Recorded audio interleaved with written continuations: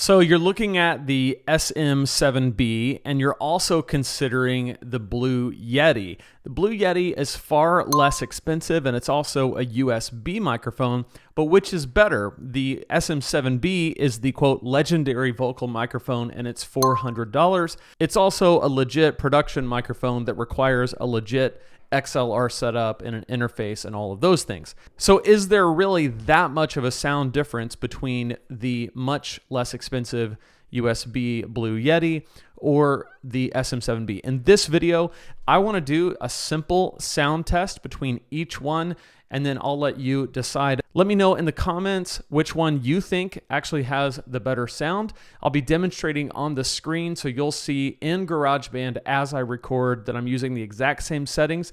I'm not putting any filters on there. It's just a straightforward recording of my voice in both cases, so you'll get to see. Right now you're hearing the SM7B, just so you know. Links to both the Blue Yeti and the SM7B are going to be down in the description. A little bit of history. I used the Blue Yeti happily for about the last 3 or 4 years, and I loved it. And I recently leveled up to the SM7B, and part of that was because I am doing a podcast now, and I wanted to have the most professional sound I could possibly have.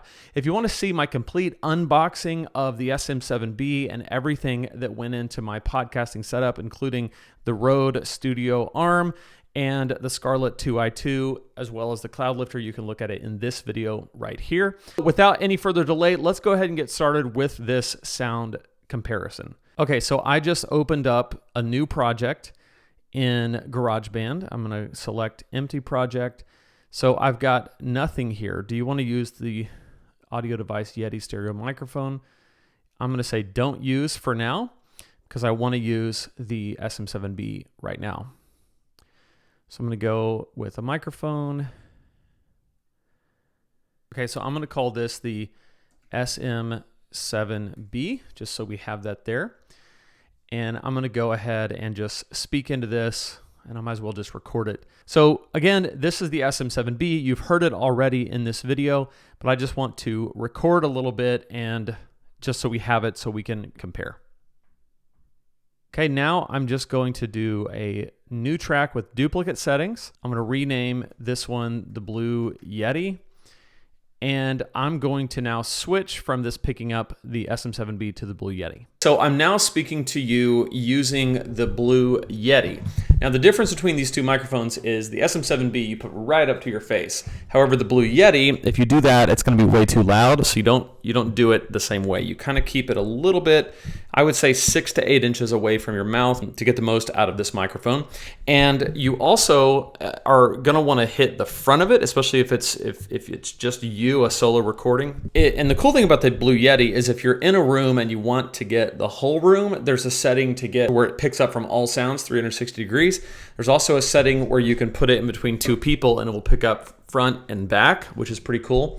So, but most of the time, if it's just me, I have it just pick up from the front. If somebody uses the Blue Yeti and you see them use it like this, that's not the way it's supposed to be done. It's not supposed to pick up from the top like a normal performance microphone. It picks up from the side or the front. With that out of the way, let's go ahead and record a little bit of the Blue Yeti. Okay, so this is me using the Blue Yeti, talking into it, picking up the sounds from it. It seems like it's coming through a lot quieter than the other track, and I'm close enough to it. I should be right up on it, but here we can get a good comparison. There's a couple observations I have made from using the SM7B for a little while now after a few years using the Blue Yeti. One is that this is a much quieter microphone. And when I say that, I mean that it's only going to pick up what is directly spoken into it. And that's a really good thing because this room is pretty echoey. I don't have very good sound treatment in here. There's a hard floor. I do have a rug, but I don't have any acoustical treatment, which means that using the Blue Yeti, you hear a lot of echo and reverb around the room because it really requires a very an environment that's conducive to sound production, which means a lot of sound absorption, and I just don't have that. So with the Blue Yeti, you really have to work hard to get rid of that kind of hollow effect. And it also, you don't have to be as close to it, and it's a louder microphone, but it's not just picking up your voice, it's picking up a lot of the room as well. And so it definitely has its place, and it's a great microphone for the money, definitely.